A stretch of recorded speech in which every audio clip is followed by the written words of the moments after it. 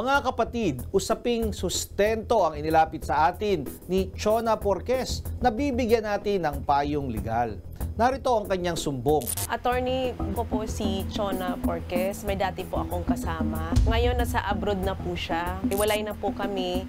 May dalawa po kaming anak, edad 20 tsaka 19. Tapos yung isang anak ko na 20, nagkasakit po, depression. Tapos yung isa nag-aaral, grade 12. Ang hinaing ko lang po, attorney, kasi hindi sapat po, every month binibigay niya 7K. Ang ginagawa, 1530, 3535. Hindi na namin po siya nakokontak. Parang nagmamakawa pa kaming kontakin, diretso pa sa kapatid niya. Attorney, kung sakali bang magpadagdag ako ng sustento, legal ba ito? Legal po ang paghingi ng sustento sa tatay ng bata. Subalit, ang tamang halaga ng sustento ay nakabatay sa pangangailangan ng bata at sa kakayahan ng magulang.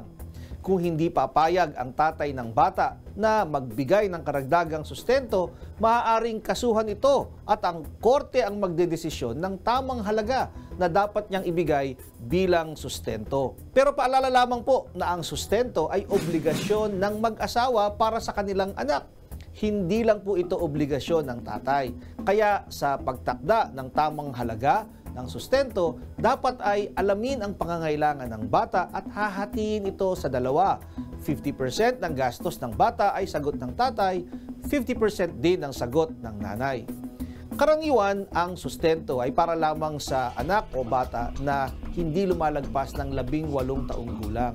Pero sa kaso mo, Chona, kung ang inyong mga anak ay may kapansanan, ang paghingi ng sustento ay hindi natatapos sa pag-edad ng 18. Maaari pa rin pong humingi ng sustento sa tatay ng bata. Kung hindi ito papayag, sa korte pa rin po ang ating punta upang ipaglaban ang karapatan ng bata sa suporta ng kanyang tatay. At payo din sa iyo, Chona, kailangan muna magpadala tayo ng demand letter doon sa tatay po ng bata upang malaman niya na humihingi ka ng karagdagang sustento at bakit.